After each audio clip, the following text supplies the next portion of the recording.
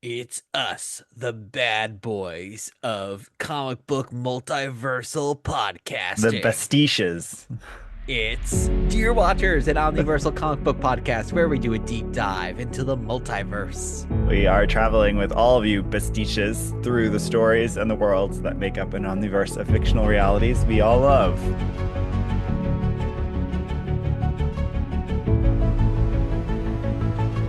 And your watchers on this journey are me, the lone Zaranian survivor, Guido. And me, Robo. Guido, Robo, Lobo.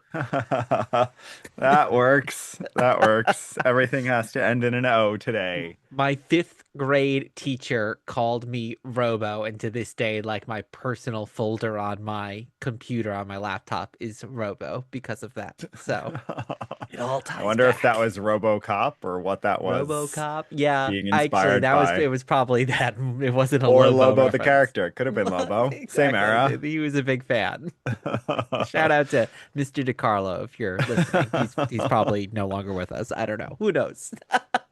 You're not that old. How Well, old he do you was think he was? older. I I don't know. guess, Well, but that's true. You have no idea how old your teachers are, and I no, he know was you probably as a like teacher, you 28 and probably you know. thought he was ancient. No, he was probably like 50. Not yes. Anyway, before we begin our little trip through the multiverse of anti-heroes, what's new in our little section of the comic book dumb Well, and this is not beyond? related to this episode, but it is related to a lot of our listeners and comic book fans who are really into wrestling. All, guess what? It only took 45 years, but I'm a wrestling fan. And Yeah. you flirted with it more as a child than I did, I but had a good friend who I played with all the time who was a huge wrestling person. So everything I got wrestling was osmosis through him, but I like never watched on my own like without him, really. now we're huge AEW Yes, fans, getting and into luckily AEW. AEW has a comic book, so I think it's only a very brief matter of time until we do an AEW DC comic book episode because they have a crossover that's coming out now or just finished actually, I think like last week. Well, and it makes sense too because we're both big Drag Race fans, and I can It's see so so much Drag Race. reference and so It's much drag. wild to me Yeah. how I'm sure people have said this before, but it's just wild the way it's like a real life persona built from someone is, but then this whole Yeah. fictionalized person on top of Hmm. it put into these situations, and it's wild to me how much like Drag Race it is. I kind of wish Drag Race could construct a spin-off that did wrestling, like had these sort Yeah. of fake bouts. I don't know, Like it's we were fun. watching a great documentary Out in the Ring, right? Is it? And Yeah, it's yeah, so yeah. fascinating because there's gay wrestlers who are playing a straight character, and then there's straight wrestlers who are playing a gay character, and Yeah. then and gay wrestlers playing a gay character. It's like a little bit of everything. And then And for lots of you, coding oh, and all lots of this stuff. coding and Yeah. yeah. And for you, like tying it back to comics, and we've talked about this with soap operas, having that extended serialized storytelling. It's Yeah, it so just much goes on there. forever. That's why it's so much It fun. I had no does. idea there It was so does. much to consume. There's like 4 hours a week of wrestling. I It's know. like we can just keep watching it It's forever. that like Drag Race too, where there's like so much of it because there's all the international versions. You could just And watch we're it only forever. catching up on the 2026 wrestling so far. So if we went back, my gosh. Oh my gosh. But Yeah. so, and as always, in the meantime, you can catch us on the Sleepover Retro Countdown Show, our other show, which is audio and video. Ooh. But if you're joining us here for the first time, we have three parts of our journey through the multiverse today: origins of the story, exploring multiversity, and pondering possibility. So thanks for coming along. And remember, leave us a 5-star review wherever you're listening and follow us on social media at Dear Watchers. And with that, welcome to episode 177. And let's check out what's happening in the Omniverse with our travels today's alternate universe.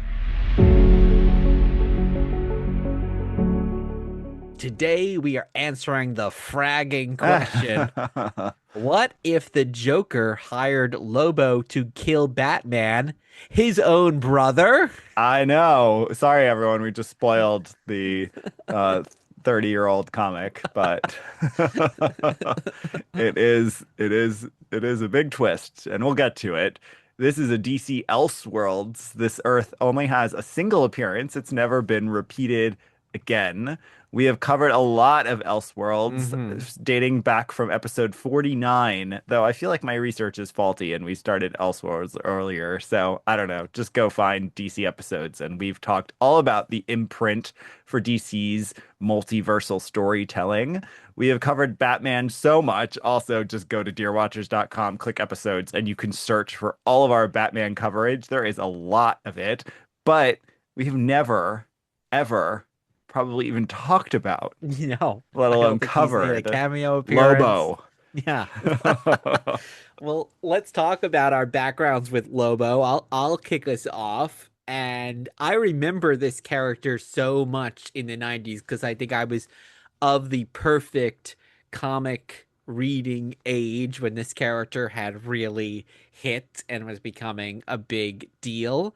But I never read him even then. I don't know why. I gravitated more towards Deadpool, who he has a lot in common with, and that will, I'm sure, certainly come up later talking about some of these issues. But yeah, I always saw him around. I collected his cards, and there was that whole kind of, he felt like of the same ilk of both in DC and in Marvel of those characters where like you had Johnny Blaze, but he was in like the trench coat, right? And you had like Death's Head, I think was a Marvel character. Like there was all those like extreme like Yeah, characters that were coming out at the same edgy of time. the 90s. Mm-hmm. Yeah, How about you? I always hated him. He was not for me. But does have such a distinct look Mm-hmm. that I think that's part of probably why people know him so well, because even though he was like hot for a minute, it was only a minute. He didn't really have the staying power of a Deadpool. And so even though DC was trying really hard to make him like Wolverine and like this tough, interesting anti-hero that people want to see, he didn't sustain that much. But there were a few solid years there. Probably like 90 to 94 was like his real uh era. And I never read his solo stuff. I never read the parody issues that would come out of stuff. Obviously, if he was in stuff I was reading, great. But yeah, I read a few years ago there was this miniseries about his daughter because she's queer, and so I read it and I actually quite liked it, but I still didn't care about him. And so this is possibly the most Lobo I've read is this episode. So yeah, not an expert at all, but we will try to get into it. Well, we're gonna jump on our bikes and ride back to the beginning, its origins of the story. Right now, on this very show, you're going to get the answer to all your questions. Our amazing story begins a few years ago. So we're going to talk about a couple of comics here where he makes his first appearance, but his very first appearance, Guido, is in a Mega Man number 3 from DC Comics. This came out in June 1983. It is his very first appearance, though he's not even named. No, and he He's really looks. I had barely to. in it. I was scrolling through it, and then I was waiting. I was like, "Wait, I haven't seen him Is here he yet." even? Oh That's wait, why I said oh to wait, you, there like, he is. just That's him. skim because he's not quite in it. But he looks So so totally different here too, yeah, which I'm sure we'll get a into. few elements are there, but Yeah. yes, he's written here by Roger Slipher, penciled by Keith Giffen, so they are forever credited as his co-creators. The inks are Mike DiCarlo, colors Anthony Tolan, letters John Costanza, and it's edited by Marv Wolfman. So we're not going to be able to talk about these separately because ultimately what happens is he debuts here and then Keith Giffen pulls him into Justice League International for a little bit, and that gives you a little bit more flavor, which we can talk about. And then it's really his mini series in 1990. So this is Lobo number 1, which we also read. that cements who he is as we know him now. And that's by Keith Giffen and Alan Grant, who join and really give him the voice I think we know. And it's drawn by Simon Bisley, of course, famous for Judge Dredd. And Simon Bisley gives him the defining look for sure. So Yeah. he has quite an evolution, and we looked at his first appearance, but then really looked at where he first becomes the Lobo that we know and some people love. There are so many similarities. We've both mentioned Deadpool already, but so many similarities in that the character starts off pretty serious, like nothing super special, unique about him, and then gets this much more pronounced personality and really jumped off in a miniseries, right? Like both of those characters Hmm. really popped in miniseries in the 90s. Though Deadpool's miniseries are also still serious, so he doesn't get the humor just yet until his ongoing. So, but they are very similar. Lobo is actually earlier, so I'm curious Mm, if Lobo, in some ways, even from the business side, inspired some of the Deadpool evolution. The other thing that I'd say is similar to both of them is they're both now not in the 80s incarnation of Lobo, but the 90s incarnation, as I mentioned earlier, is trying to ape Wolverine a bit. yeah. It's trying to create the same success Marvel's having at this point with Wolverine being this like edgy, gruff, cursing, hard living. Wolverine's obviously not quite an anti-hero, whereas Lobo is squarely an anti-hero or more of a villain, but they both just have an edge. And so Deadpool is also in that boat, which is what I'm just thinking maybe some of the similarity is too. I don't know. Yeah. It But the was fourth interesting. wall breaking too. Now Lobo doesn't break the fourth wall, but he always has a little bit of a self-referential Yes, and there's a humor. little bit of a meta-ness certainly Yeah. like to the character. It was Yeah. interesting seeing that he was developed almost as a parody or a commentary I saw on Wolverine and the Punisher also I saw mentioned because I yes, I get Wolverine in that he has a cigar, he's got kind of almost similar hair, he's got regenerative ability, so there are a bunch of things in that way. But yeah, I couldn't help but keep thinking of Deadpool, and the other character I really thought of a lot is Venom as being a Hmm. character who is Well, and this in is a some little ways more an out and out contemporary villain, to, like he's killing yeah. people, but then like yes, he's Hmm. also kind of an anti-hero in other ways. And this is more contemporary to Venom. Again, this is not contemporary to Deadpool. So Hmm. that's an interesting comparison. So in Omega Men, and then I actually went and skimmed the Justice League International appearances. And again, Giffen there gives him a little bit more of the humor, and his look gets a little more refined. He's still not, though, the Lobo until the 90s series. But the Omega Men, it's so weird that this character stuck around. It's Yeah, he definitely seems a very fluke. random. And I I saw guess it they has to do with the physical design in some ways. It was just like, hey, let's keep using this interesting looking character because they even change like what planet he comes from. yes. What never changes is he's a bounty hunter. So that's Yeah. there from the very beginning. He is introduced as a bounty hunter, And he's but super powerful. Like in this first one, he literally flicks a character's nose and like their head explodes. So like there's this super powerful ability to him from like the very beginning. And I saw that the creators were saying they wanted to him be a commentary on kind of the ultra violence of characters like Wolverine and Punisher, but I guess I didn't get that from Omega Men because well, as he we're saying he's continues to so appear. yeah. So in Mhm. Omega Men as a small character, but we might have missed some of those more overt Mm. references, or it was just subtle. I have no idea. And then the more modern introduction of Lobo. I do funny about Simon Bisley. I I like his art, and it's not art I would normally like, but there's something, I think he's just such a good artist that even though it's the exaggerated sort of grotesque art that I'm not always a fan of, that like a lot of comics use, it's very like or of that era, like Tank Girl and then Eon Hmm. Flux eventually, which I guess I do like those things.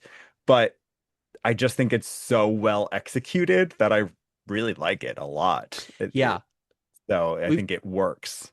we've talked about before on the show where some characters they evolve over time, like Wolverine, and that the people who are credited as their creators are not always really the creators of those characters.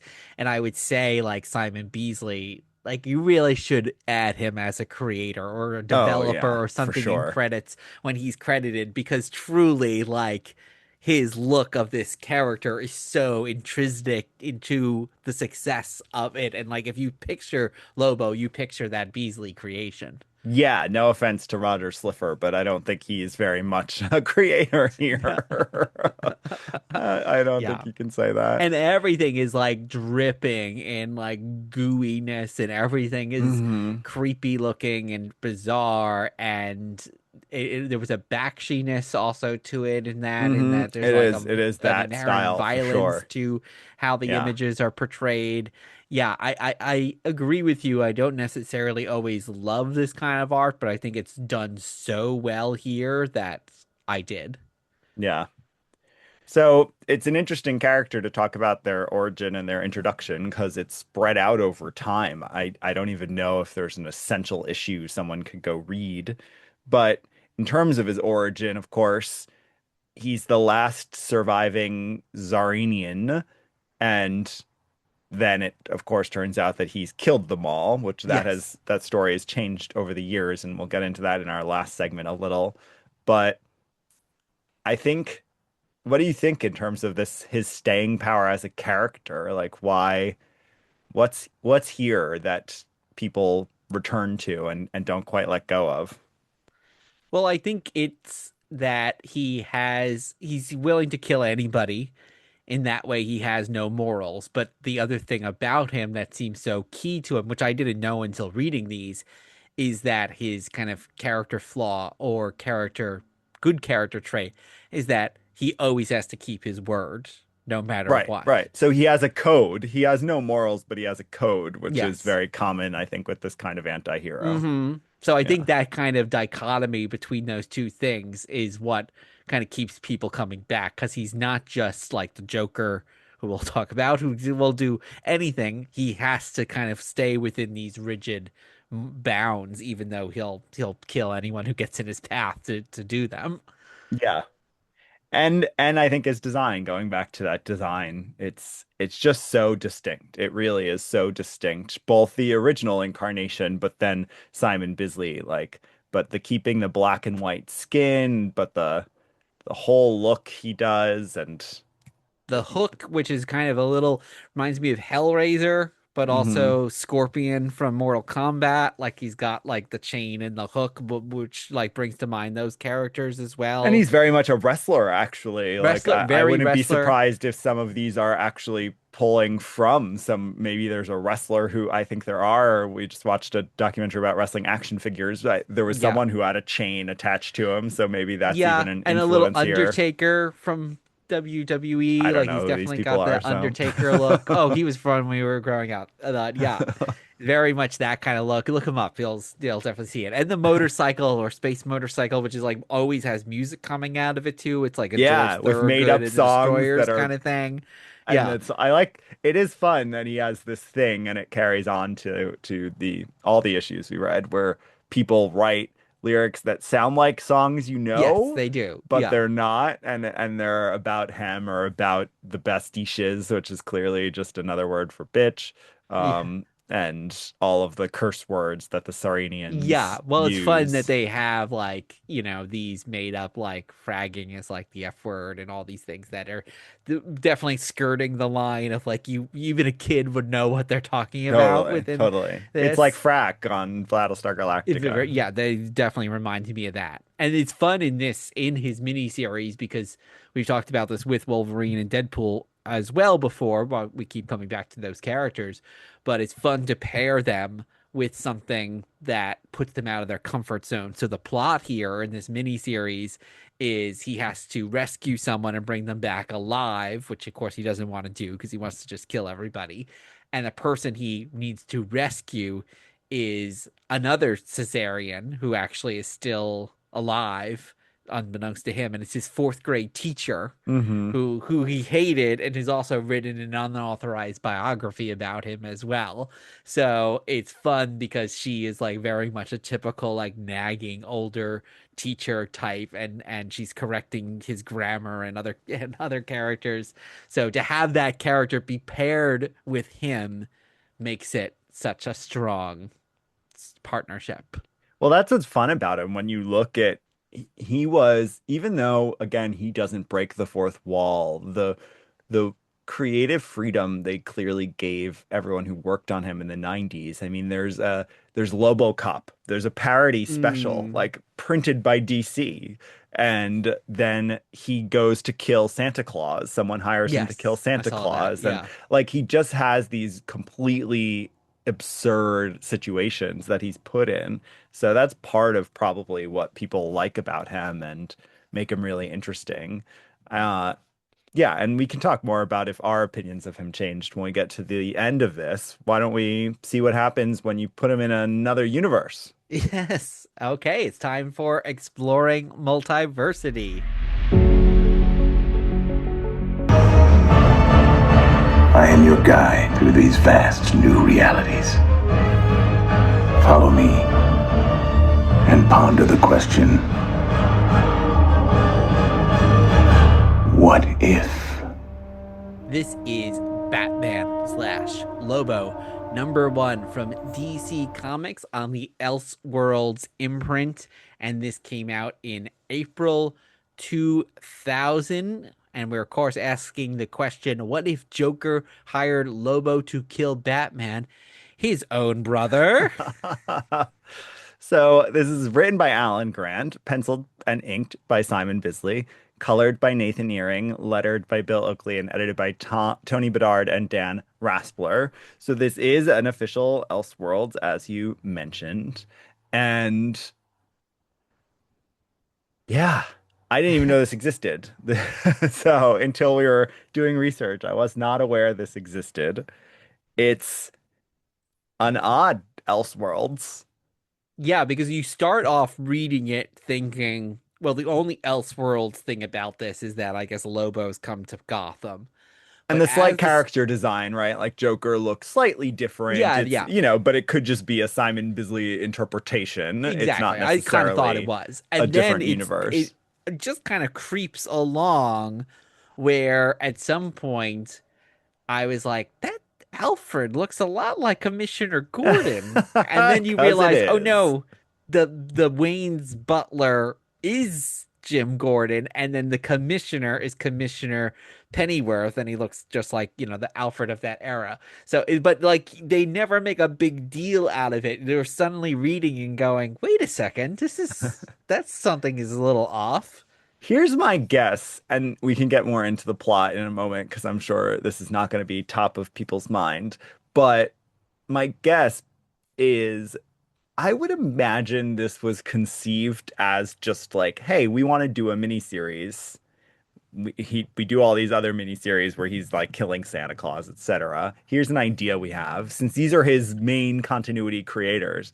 And for some reason, DC was like, no, make it an Elseworlds. And in order to make it feel like an Elseworlds, because it otherwise is he was pretty close to prime canon, except for the major twist in our question, which we'll get to.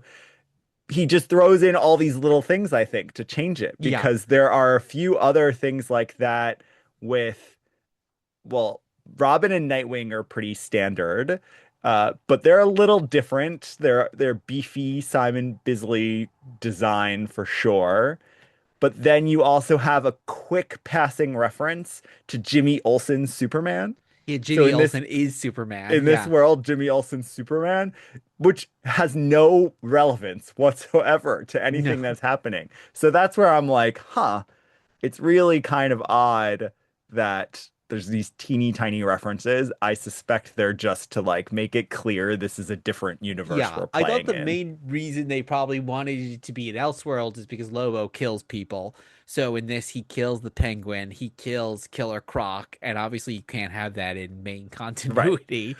So Well, and like so then they peppered in this other stuff to like just round it out a bit.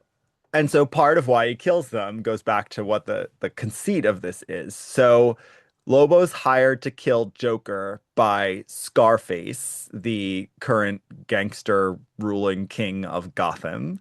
And Joker is able to give Lobo enough money to convince him to let him live for a few extra days and to humiliate Batman. So that's Hmm. ultimately Joker's goal here is discredit slash humiliate Batman. And so in order to do that, Lobo dresses as Batman and starts killing people, thinking, well, Batman would never kill people, so by doing this, I'll discredit him. And he, of course, does start with the Penguin in a rather funny sequence where he gives him a cigar and then like the back of his head just completely blows off after he lights the cigar, which is kind of fun.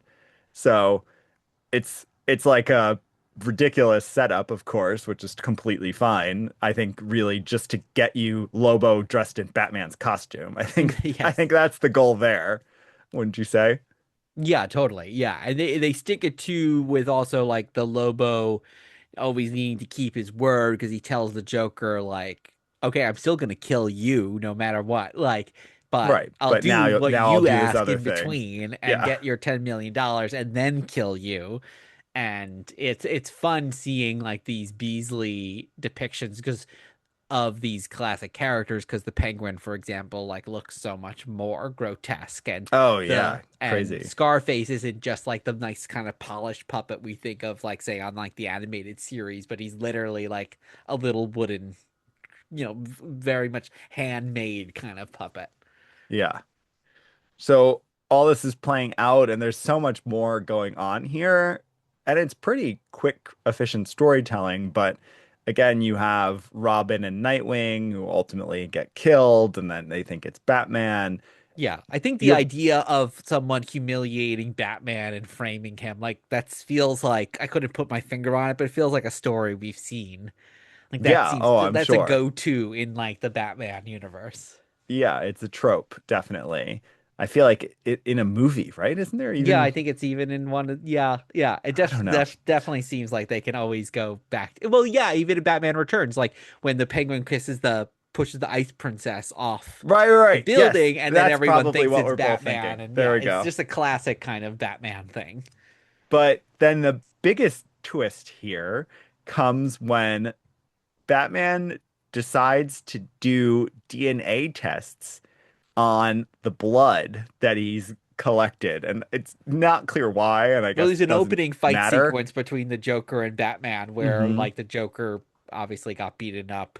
He's put back in Arkham, and then yeah, the Batman has collected his blood from there. Yeah, I guess we don't know why he decided to No. suddenly do this, but And we don't know what the spoiler is, although now all of our listeners do yet. But we know that Batman thinks, well, okay, if I show this to Joker, he'll have to call Lobo off.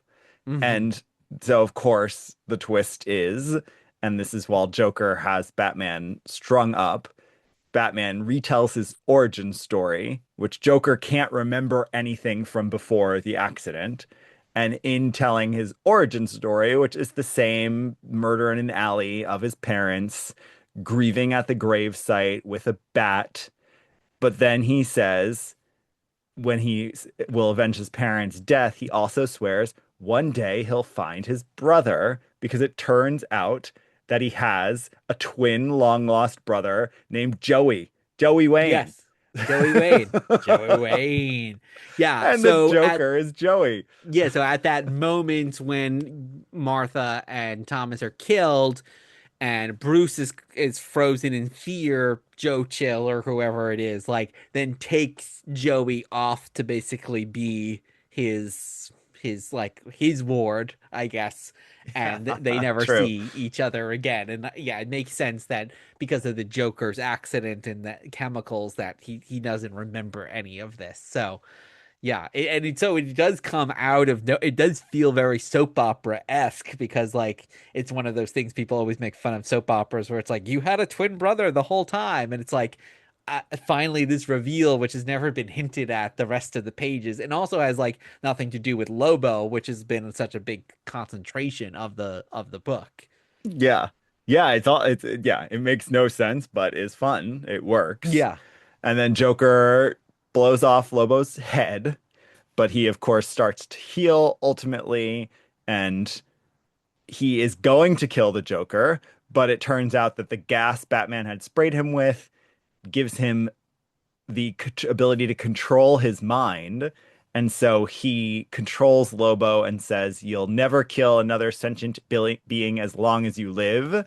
And so, of course, Lobo has to go off and he's going to go volunteer for some intergalactic nonprofit organization. And Batman puts Joker in prison or Arkham. Yeah. And that's Yeah, it. I like that it plays off of Lobo's like never break his word, but the whole gas controlling his mind does feel very Deus Ex Machina. Like, Well, the okay, this whole is how thing we're so is full of like conveniences yeah. in a fun way. I think it does not take away from the narrative here.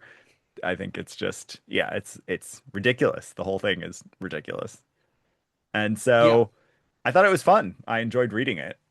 Yeah, I enjoyed reading and enjoyed looking at it because again, the Beasley art Hmm. is so great. And it's great to see these characters that we all know and who have obviously been depicted in many different ways, but have been shown and drawn in these kind of hideous. Everyone looks kind of like, Alfred as the commissioner looks very greasy and disheveled, and everyone Yes. has that look here.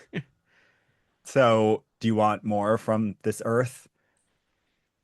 Well, not where it's ended because Lobo, I guess, is now a nice guy Well, out. maybe something breaks Batman's mind control. But there is something, and I guess this is also why Batman was paired with Deadpool. Is like it's something about Batman having like that strict moral code. I'm never gonna kill anybody, and pair him with someone who doesn't have that, who's willing to kill anyone. So having those two characters together, I think, just makes a lot of sense. Whether it's Lobo, whether it's the Punisher, whether it's Deadpool, whoever. Yeah. And they do have crossover in the regular canon Prime universe, obviously. They even have a miniseries, but this is the only appearance of this Earth, but it's certainly not the last appearance of Lobo. Yes, so let's wrap up by pondering some possibilities. Will the future you describe be averted, averted, averted? So, Guido, what are we talking about for pondering possibilities? Well, we have two different things we can discuss. One is hot off the presses. In fact, we are advance copy hot off the presses while we're recording this. There is a brand new Lobo ongoing that's starting this week in mid-March when we are recording. So we got the chance to read it early and are going to talk about it and where the character is here in 2026. And of course, part of why he has this new ongoing is because he's also going to debut in Supergirl this summer and appears in the trailer briefly. And so we can talk a little bit about his on-screen appearance and what we can expect or would want from it. So let's start with the brand new book.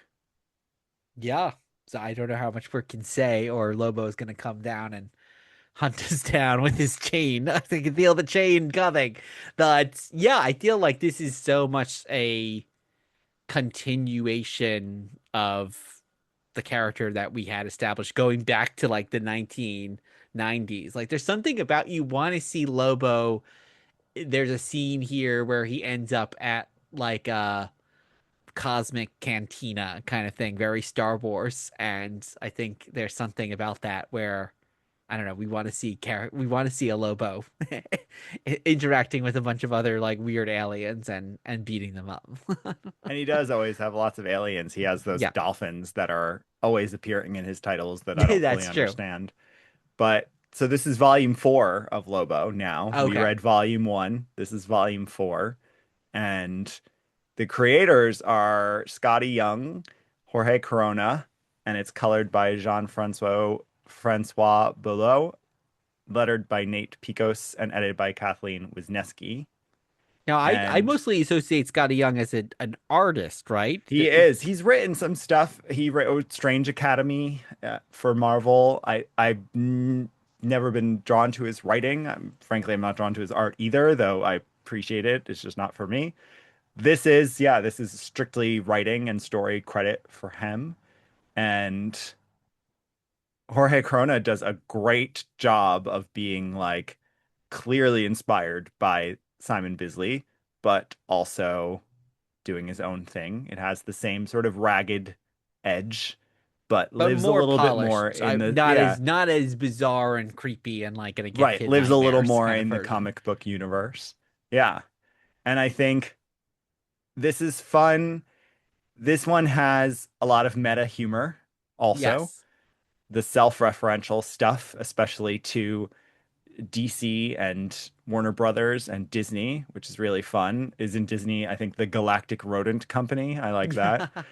I thought that was very And cute. there's a reference to like the Motor Mouth movie and Angry Claws or something like that, like with Yeah, where Fisty Deadpool Claws, I Fisty think it's called. Claws, yeah, the Deadpool Yes, and Wolverine it movie. is the And Deadpool and Wolverine movie that they're making and fun so of. much of Yes. it of here, which is actually like I think it's Scotty Young commenting on what is the fascination with these anti-heroes. So there's so much talk in this book where it's like, why do we like these people? Why do we even call anti-heroes? Like Lobo's never even heard the term It's anti-hero. that Like, is a very yeah. funny sequence, and I think that's very clever writing in there because yeah, he's also not an anti-hero, and they make that clear in that. Like you're not an anti-hero, you've killed millions of people.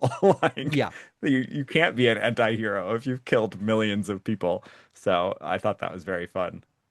Yeah, yeah, and yeah, overall, it and like they have do a great job too of kind of resetting people like us or me at least, like who are not as familiar with this character and giving us also a look back at his whole history. So there's a great two-page spread here where we get his origin story. We also get some of the stuff that you refer to, like he says, like, yeah, I was a woman for a while, and Uh-huh, then which like is we true. There get was a Lady like Lobo. hot like slender Lobo, which like was from the new The new 52, and he's 52, like, yes. yeah, I'm And not he's like, even gonna talk yeah, about better that not even time. talk about that. Yeah. So Yeah. Well, and I love too, it's a really clever thing for a character like this. Not because I think there's so many people so committed to the details of his origin, but just because it's a fun, again, meta commentary on these sort of retcons and what a character like this would probably say, where now how he killed all of the Zaranians is newly framed as he was young and he had poisonous urine and he yes, pissed in the water supply to kill his whole planet. And I love that like one of the characters is like, that's not how I heard it happen. And he's like, I'm gonna make this more fun for you now. So it's like he's lying, like that is never a part of his origin, but it's a fun thing to add in there. I think that's really cute. yeah, I had no idea because then I was like, well, how did he kill everybody? Like, I don't even know like what was real and what wasn't, which I think is a fun thing with a character like this because he's so much into building his own mythos. Yeah. Yeah. So I think it's fun. Are you gonna read more of the title? I he doesn't grab me in a way that Deadpool does as well. I think there's something about I love that Deadpool has like those one-liners and like I find him to often be legitimately funny when I've read him here for the show. And here Dead Lobo himself as a character isn't like a one-liner character. Like the humor is more in the meta-ness of some of it. So I don't gravitate to him in the same way that I would some of the other characters that are similar to him. I agree. And part of it for me is the intergalactic part. I never care that much about other like cosmic stories or aliens or those kinds of that kind of storytelling. So maybe if he was mixing it up with some earthbound heroes and villains, I'd be more amused, but Hmm. I don't really care that much about all these other places. So but in the movie, he is on another planet because he encounters Supergirl in her galactic adventures. Are He's you, played by Jason Momoa in yeah, his second superhero role. DC superhero even role. second DC here. That's true because we often see folks sometimes hop from Marvel to DC in some cases, but Yeah, yeah, not he's not going usually old within the DC to same. new DC. Yeah. Are you excited he's in Supergirl now that Well, we've I read him? think, like we said before, I think he's a character that probably plays off of someone who is going to be a yin to his yang very well. And I think certainly Supergirl will be that. I'll be curious to see like how villainous he's played slash how anti-hero he is. Like, is he going to be the main villain or is it going to be more of he's really like a secret co-hero of the movie? Yeah, I think he'll probably be quite a bit like we see in the comics. He'll probably be not a good guy, but he'll be a funny companion. I'm sure their goals will align for some part of the movie, but I think that'll be the extent of it. And I think it'll be fun. And he looks cool. He We does. don't watch trailers, as our regular listeners know, so we haven't seen it, but I've seen still images, and it's a great look. It looks very faithful in a good way. So And I believe this is one of those cases where you hear about sometimes where I think Jason Momoa really fought for this part. Like this was a character he wanted to play himself. This was not just like, oh, okay, let's cast him. right. But this was something he was like, I want to play Lobo. So I always like that too, because sometimes yeah, do these actors who are being paid $10 million, like, do they really care? Like, are they doing the research? Are they passionate about it? And I like that. Oh no, he's probably coming at this as a fan. Yeah, it sounds like it. And even though this is not a James Gunn written movie or directed movie, I think it's part of his early architecture being the second movie outing. So I suspect it's going to have his tone, and Lobo's going to fit really well into that tone, I think. So Hmm. I'm excited about that. So I do look forward to it. Has this exploration changed your opinion about Lobo? Well, I don't feel like I had an opinion about Lobo because I feel like he was again someone always on the periphery, but someone I never really explored. And I still, after, while enjoying the Elseworlds, while enjoying the 90s, he didn't like fully grab me in the way that some other characters did. And I was always the same way about Venom as well. Like he was never like top of Hmm. my list of characters. So I appreciate it. And I really appreciate the Simon Beasley art. I think I'd like flip through other issues just to see that. But even some of the art actually going back to the Omega Man #3, like had a Lovecraftian by Roger Silfer, had like this weird gooiness to it that you don't often see. But would I really invest in the character? Probably not. Outside of Supergirl, the movie. Yeah, I agree. This did not make me care anymore about him, but I did enjoy what we read anyway, regardless. So Yes. that's nice. Because I do think, yeah, he's one of those characters who I just think is not for me, but like I have no problem with, and I don't think is, poorly written or anything like that. So it was fun to explore a little, though he continues to not be for me. So that is a wrap, dear watchers. Thank you for listening. I've been the last surviving Zaranian Guido. And I have been Robo. The reading list is in the show notes. You can follow us online at Dear Watchers, dearwatchers.com. And leave us a 5-star review wherever you listen to podcasts. We'll be back soon with another trip through the multiverse. Words of Atu, keep pondering the possibilities.